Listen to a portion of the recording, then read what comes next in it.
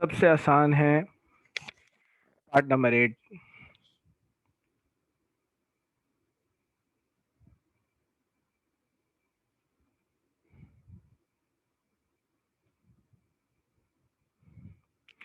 इस पार्ट में करना क्या है,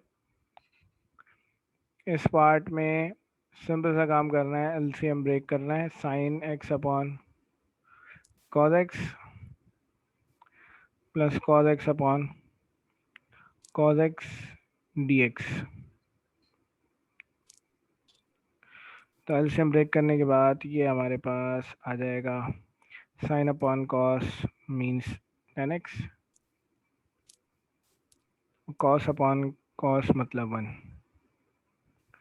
होल पावर 1 है। 10 को इंटीग्रेट करने पे 10 के एंगल का डेरिवेटिव 7 होना चाहिए। एंगल का डेरिवेटिव 1 है तो इसका मतलब है 1 हर जगह होता है। डायरेक्ट इंटीग्रेट करेंगे, 10 को इंटीग्रेट करने पे आएगा ln sec x प्लस 1 को इंटीग्रेट करने पे क्या आ जाएगा x प्लस c। ये सवाल कंप्लीट हो गया। और कौन सा सवाल नहीं हुआ हमने बेटा? आप कह रही हैं 7 तो कराया तो मैंने कल मतलब की क्लास में।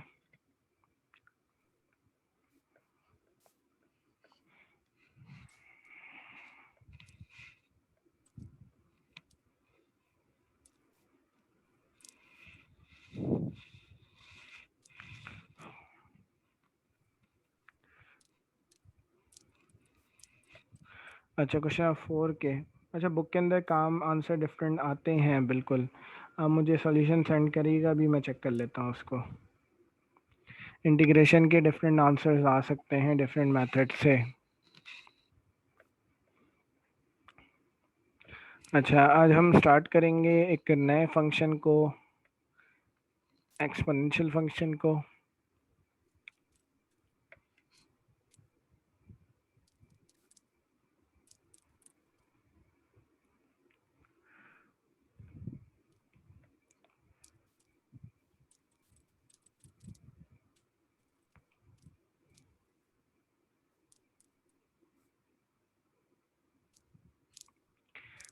एक्सपोनेंशियल फंक्शन को इंटीग्रेट कैसे करते हैं,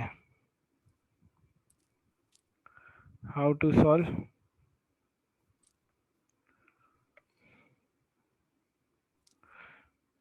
right the derivative of power in numerator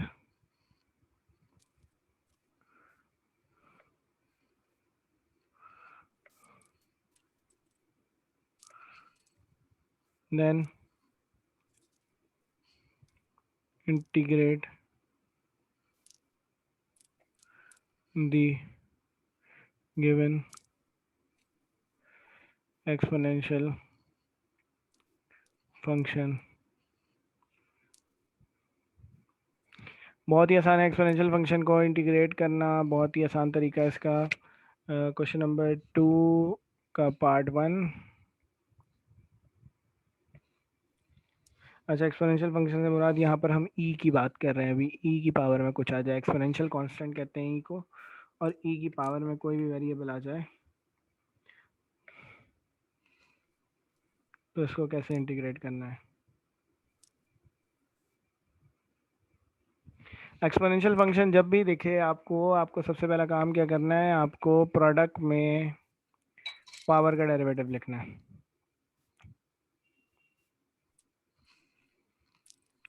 to minus three x का डेरिवेटिव क्या है? 2 का डेरिवेटिव हो गया 0, 3 एक्स का डेरिवेटिव 1 हो गया तो माइनस का 3 आ गया। पावर का डेरिवेटिव -3 है तो हमें इसको इंटीग्रेट करने के लिए इसके साथ क्या चाहिए, हमें पावर का डेरिवेटिव चाहिए प्रोडक्ट में। तो मल्टीप्लाई एंड डिवाइड बाय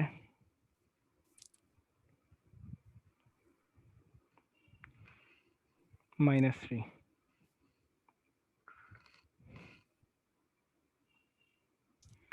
तो यहाँ पर हमने डिवाइड करा दिया -3 से, मल्टीप्लाई करा दिया -3 से, ई की पावर 2 - 3x।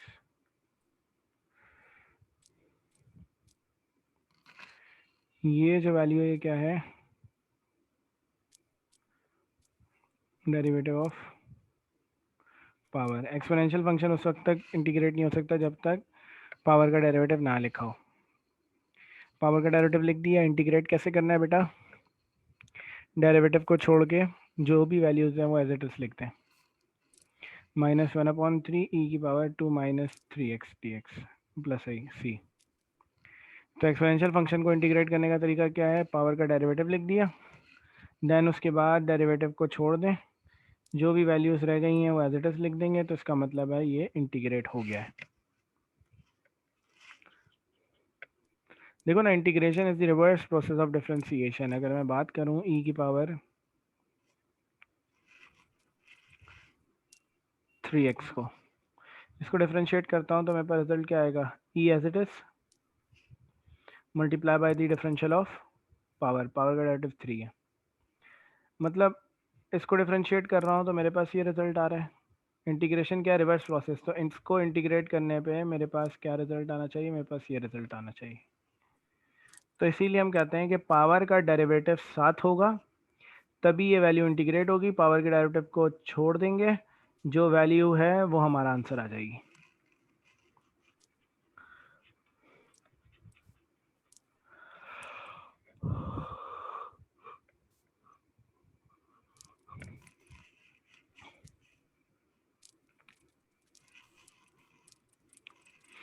अगला सवाल है x e की पावर 3x² प्लस का 2 dx। यहाँ पे भी ये करना है, पावर का डेरिवेटिव चेक करना है क्या है, तो पावर का डेरिवेटिव क्या होगा, 6x + 0, मतलब पावर का डेरिवेटिव है 6x। तो x हमारे पास ये रहा, हमें इसके साथ 6 चाहिए, तो हम क्या करेंगे, मल्टीप्लाई एंड डिवाइड बाय 6,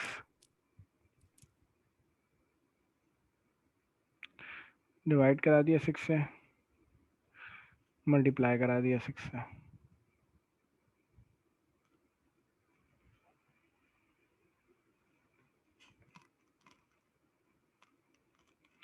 तो ये आ गया हमारे पास पावर का डेरिवेटिव, डेरिवेटिव को छोड़ देंगे, बाकी जितनी वैल्यूज़ हैं वो आंसर हो जाएंगी हमारा।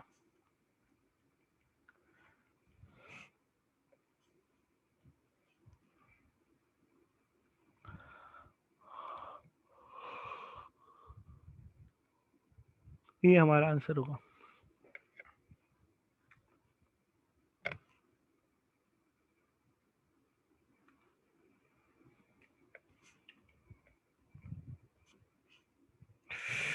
हाँ सॉरी, एक्स लिखना भूल गया मैं, 6x है ना पूरा डेरिवेटिव, तो ये आंसर हो गया हमारा। आगे चलते हैं।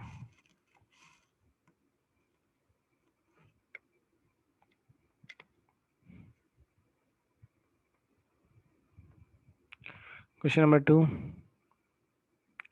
पार्ट 4।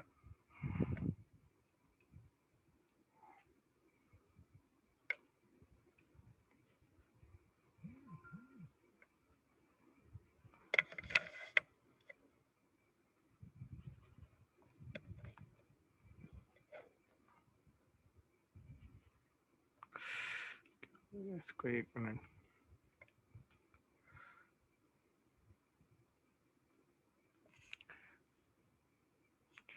तो ये हो गया e की power 1/u divided by u² du।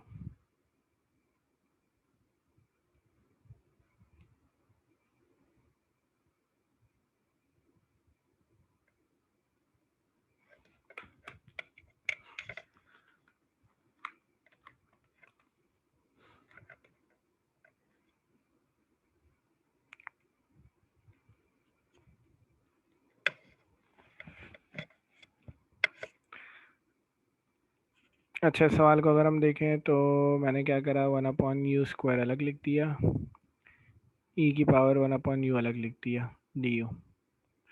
बेटा e की जो पावर है वो 1/u है, इसका डेरिवेटिव लेके देखेंगे। तो इसके डेरिवेटिव के लिए हम क्या करेंगे, u को ऊपर ले जाएंगे तो u की पावर क्या हो जाएगी -1। तो यहाँ पर क्या हो जाएगा, मल्टीप्लाई बाय दी पावर, -1 से मल्टीप्लाई करा देंगे इसको तो ये नेगेटिव हो जाएगा। सब्ट्रैक्ट 1 फ्रॉम दी पावर, तो पावर में से 1 कम कर देंगे तो इसका डेरिवेटिव आ जाएगा -u की पावर -2। इसका मतलब है ये हो जाएगा -1/u²। तो 1/u² के साथ नेगेटिव साइन आ जाएगी हमारे पास। तो 1/u² है, हमें इसके साथ माइनस की साइन चाहिए ताकि हमारे पास डेरिवेटिव बन जाए। तो इसका आसान तरीका है, बाहर भी माइनस लगा दो, अंदर भी माइनस लगा दो, क्योंकि माइनस और माइनस प्लस हो जाएगा, वापस वही रिजल्ट आ जाएगा। तो अब ये जो पूरी वैल्यू है ये हमारे पास क्या हो गई, डेरिवेटिव ऑफ पावर हो गई। तो डेरिवेटिव ऑफ पावर हमारे पास लिखा हुआ है, तो हमें क्या करना है, पावर को छोड़ के जो वैल्यूज़ हैं वो हम लिख देंगे -e की पावर 1/u+c।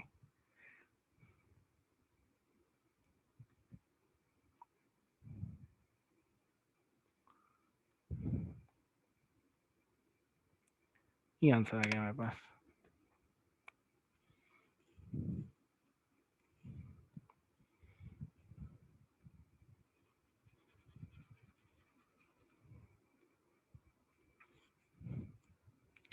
एक और सवाल है पार्ट 6। ये बच्चों को सबसे ज़्यादा मुश्किल लगता है, जबकि सबसे ज़्यादा आसान सवाल है।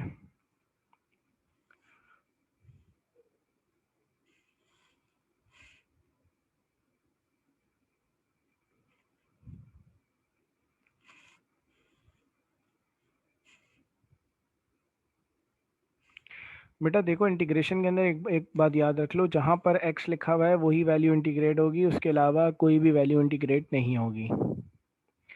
तो इस सवाल को अगर हम देखें तो देखने में बड़ा मुश्किल लग रहा है, लेकिन ये बहुत ही आसान सवाल है, क्योंकि ये जो फैक्टर है पूरा का पूरा, इस फैक्टर में कहीं पर x नहीं है।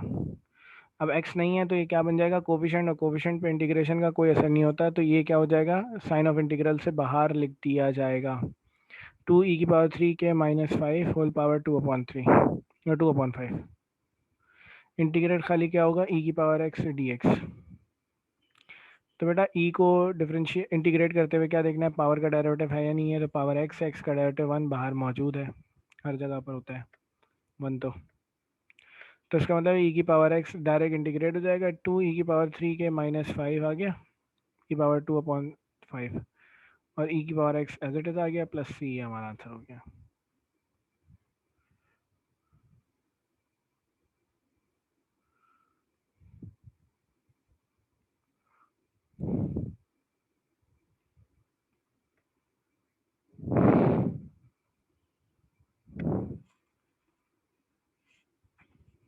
अच्छा, एक और सवाल है, क्वेश्चन नंबर 2 का पार्ट 3।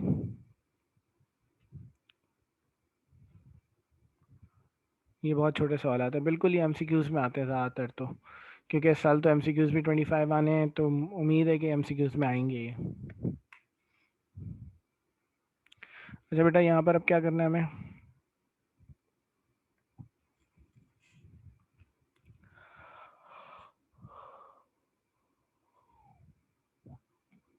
क्वेश्चन नंबर 2 का पार्ट 3, a⁻2y dy।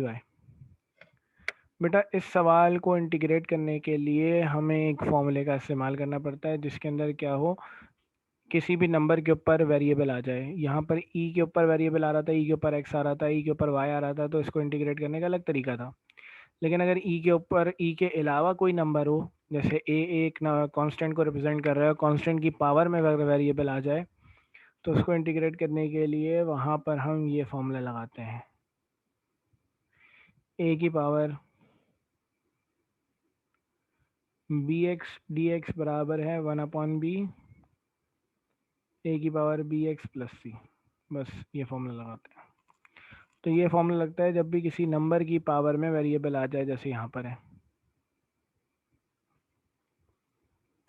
तो a यहाँ पर a है, b यहाँ पर 2 है, x यहाँ पर y है, तो इसका आंसर आएगा 1/b, मतलब 1/2 a की पावर by प्लस c।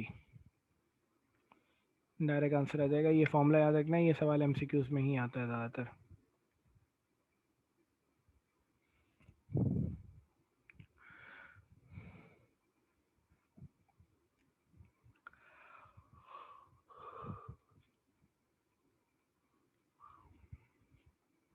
इसका पार्ट 5 रह गया, ये होमवर्क है।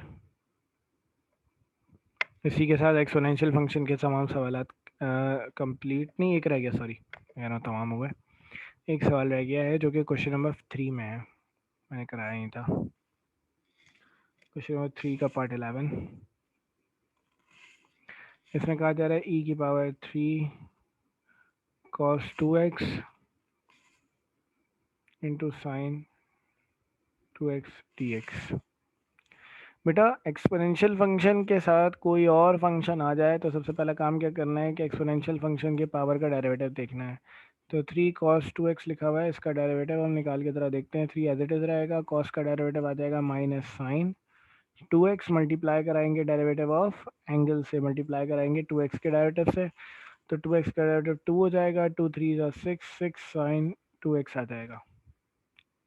तो बेटा साइन 2x तो यहाँ पे ऑलरेडी मौजूद है, हमें उसके साथ माइनस का 6 चाहिए सवाल में, तो हम मल्टीप्लाई डिवाइड कराएंगे सवाल में, मल्टीप्लाई एंड डिवाइड बाय -6, तो 1/-6 यहाँ पर आ गया आपके पास e की power 3 cos 2x sine 2x dx है, इसके साथ आ जाएगा -6। अब बेटा ये पूरी की पूरी वैल्यू क्या है, डेरिवेटिव ऑफ पावर है। तो मैंने कहा कि जो डेरिवेटिव ऑफ पावर है उसको छोड़ देना है, बचेगा क्या, -1/6 e की power 3 cos 2x plus c।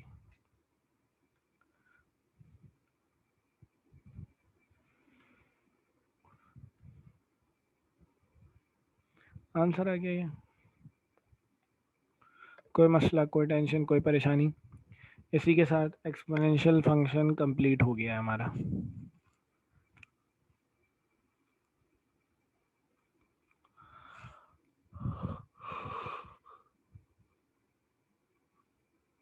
मतलब हमारा क्वेश्चन 1 भी हो गया, क्वेश्चन 2 भी हो गया, क्वेश्चन नंबर 3 भी हो गया, क्वेश्चन नंबर 4 भी हो गया हमारा। अब क्वेश्चन नंबर 5 पे हम जाएंगे।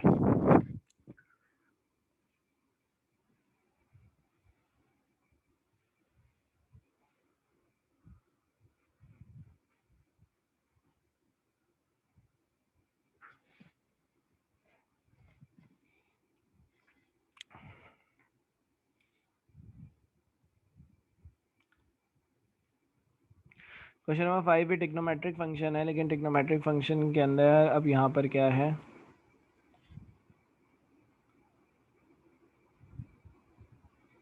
नहीं बेटा वहाँ पर क्या लिखा हुआ था, वहाँ पे लिखा हुआ था कि पावर में 3 cos 2x, इसको डिफ्रेंशिएट कर रहे हैं, 3 एज इट इज रहेगा, cos का डेरिवेटिव क्या होगा, माइनस साइन 2x, मल्टीप्लाई कराएंगे d/dx ऑफ एंगल से,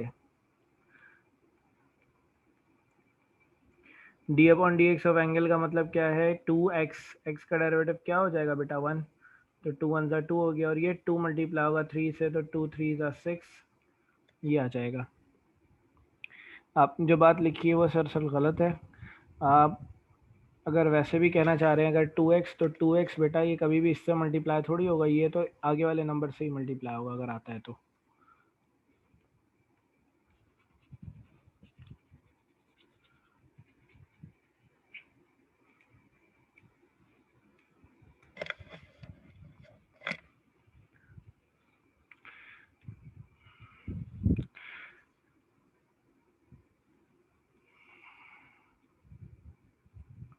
ट्रिग्नोमेट्रिक फंक्शन के अंदर अब जो सवाल आ रहे हैं समझ लें कि बच्चों को थोड़े मुश्किल लगते हैं, क्योंकि इसमें भी, इन सवालात में भी अलग अलग टाइप्स हैं, अलग अलग तरीके हैं। सबसे पहली बात कह रहे हैं, सबसे पहला तरीका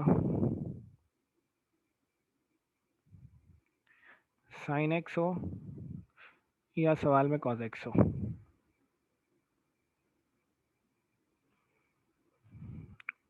उस पर क्या हो, इवन पावर हो।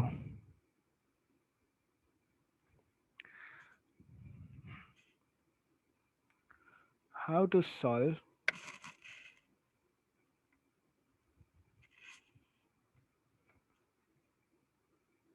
First convert the function into linear power, then integrate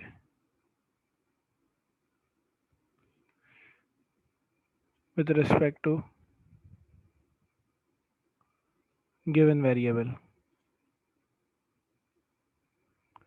पहले कन्वर्ट करना पड़ेगा और फिर जो भी रिस्पेक्ट दी हुई है उसके रिस्पेक्ट से इंटीग्रेट करना होगा। कन्वर्ट कैसे करेंगे? साइन स्क्वायर एक्स बराबर है 1 माइनस कॉस 2x अपॉन 2 के, और कॉस स्क्वायर एक्स बराबर है 1 प्लस कॉस 2x अपॉन 2 के। ये फॉर्मूले आए कहाँ से? हाफ एंगल फॉर्मूला आपने पढ़ा थी, कॉस थीटा अपॉन 2 बराबर है under root 1 plus cos theta upon 2। अगर इसी फॉर्मूले में हम थीटा की जगह 2x रखते हैं, हाँ कॉस, तो फॉर्मूला हो जाता है cos 2x upon 2 is equal to root 1 plus cos 2x upon 2। 2 से 2 cancel, squaring on both sides कर देंगे तो कॉस स्क्वायर बराबर आएगा 1 प्लस कॉस 2x अपॉन 2 के। तो ये हमारे पास का आंसर आ जाएगा। तो ये हाफ एंगल फॉर्मूले जो साइन और कॉस से अंश से ये दो फॉर्मूले ड्राइव हुए हैं, ये फॉर्मूले कब इस्तेमाल हो रहा है? साइन और कॉस के ऊपर अगर इवन पावर आ जाए अलग अलग, ये एक साथ। शर्त ये है कि अगर दोनों एक साथ है तो दोनों पे इवन हो। मिसाल के तौर पे क्वेश्चन नंबर 5 का पार्ट 1, जिसमें हमसे कहा जा रहा है sine square x D x.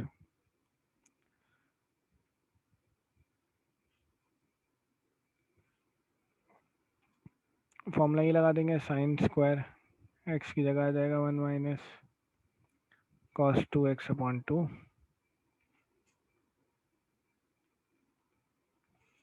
तो ये आ जाएगा 1 माइनस कॉस 2x अपॉन 2।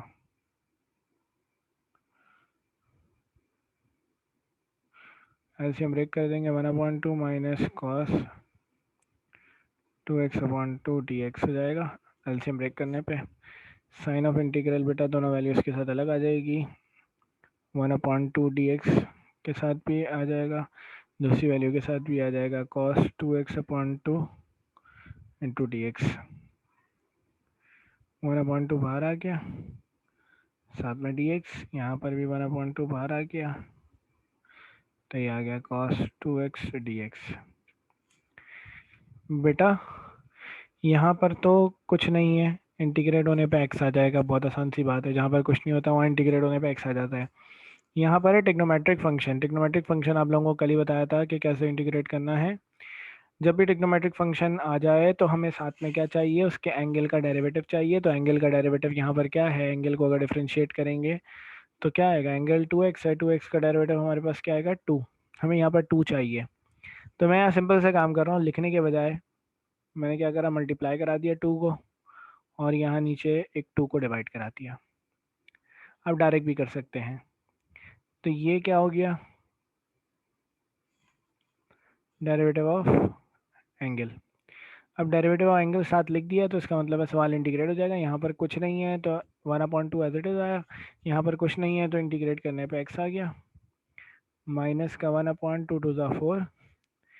यहाँ पर एंगल का डेरिवेटिव मौजूद है तो एंगल के डेरिवेटिव को छोड़ देंगे। कॉस को इंटीग्रेट करने पे क्या आता है? कॉस को इंटीग्रेट करने पे आ जाएगा साइन 2x प्लस सी हो गया। ये इनकी प्रैक्टिस बहुत ज़्यादा करें बेटा, जो सवालात कल भी कराए गए तो इनकी दोबारा से प्रैक्टिस करें हर एक सवाल की।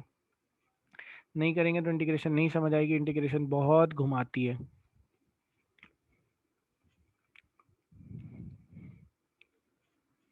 फिर उसके बाद पार्ट 2 है, जिसमें कह रहा है cos square 3x plus 2 dx।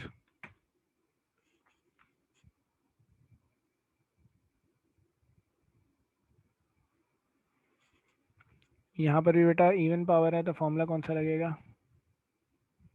Cos square x बराबर है 1 प्लस कॉस 2x अपॉन 2 के। यहाँ पर x की जगह ये है तो फॉर्मूला बन जाएगा cos square 3x plus 2 is equal to 1 plus cos 2 into 3x plus 2 divided by 2। तो फॉर्मूला बन जाएगा ये 1 plus cos 6x plus 4 divided by 2। तो यही फॉर्मूला हम यहाँ पर अप्लाई कर देंगे।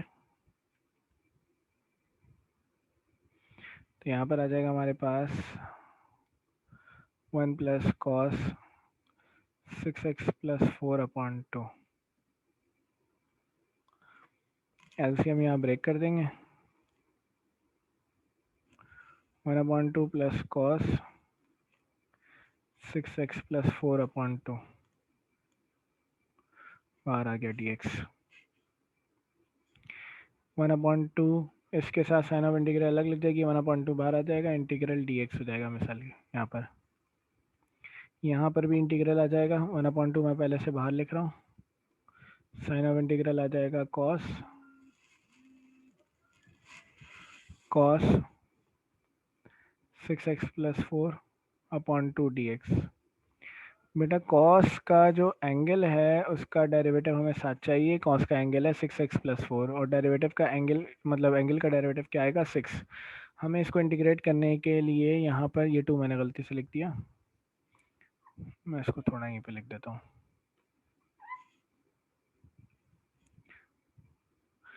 तो कॉस 6x प्लस 4 dx।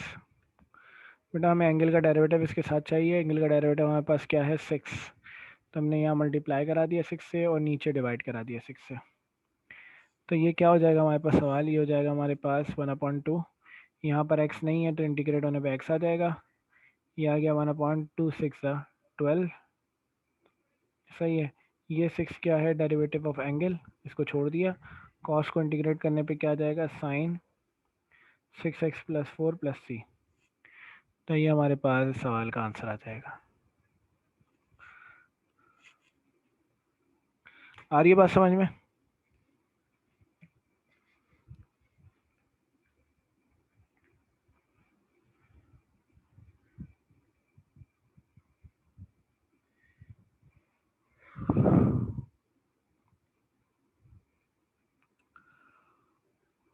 अच्छा बेटा अगर इवन पावर 4 होती ना तो 2 बार फिर ये फॉर्मूला लगता।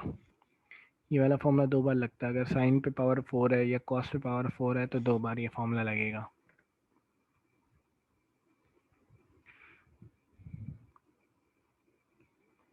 जैसे कि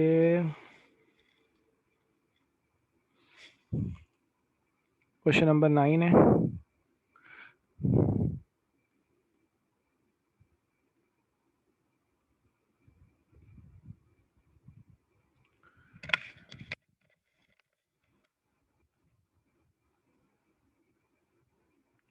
क्वेश्चन नंबर 9 में लिखा हुआ है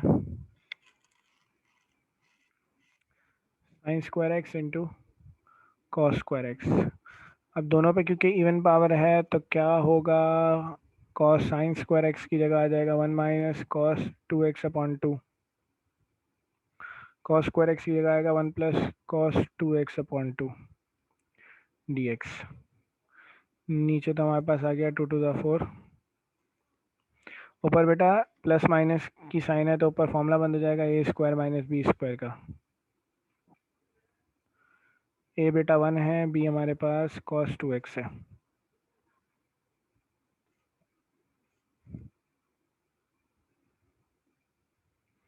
वन का स्क्वायर 1 हो गया, ये आ गया cos square 2x upon 4 dx।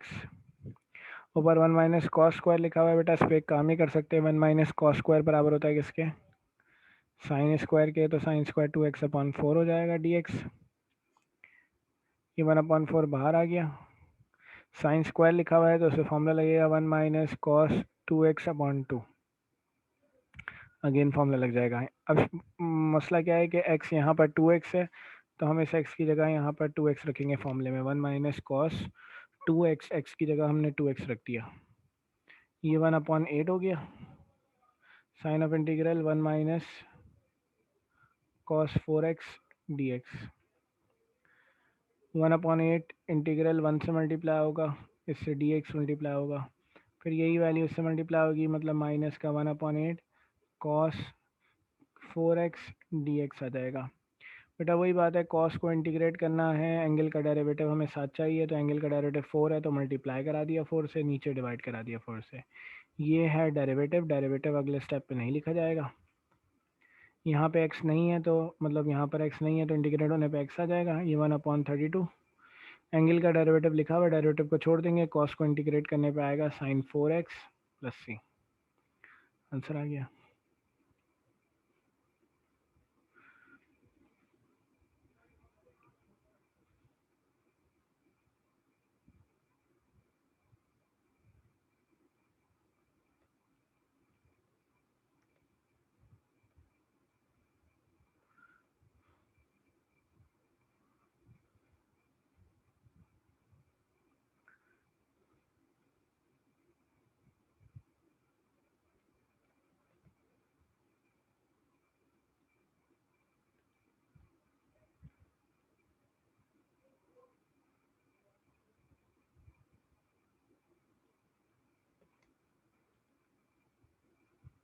ये सवाल आज ज़रा आपको होमवर्क में करने नहीं होंगे तो बता दूंगा, बुक के सवाल नहीं है, अलग से सवाल दिए हैं ताकि मुझे बात पता चल जाए कि आपको ये चीज़ समझ आई है या नहीं आई है, और आप ये करेंगे हो जाएगा तो इसका मतलब ये चीज़ आपकी पक्की हो गई है।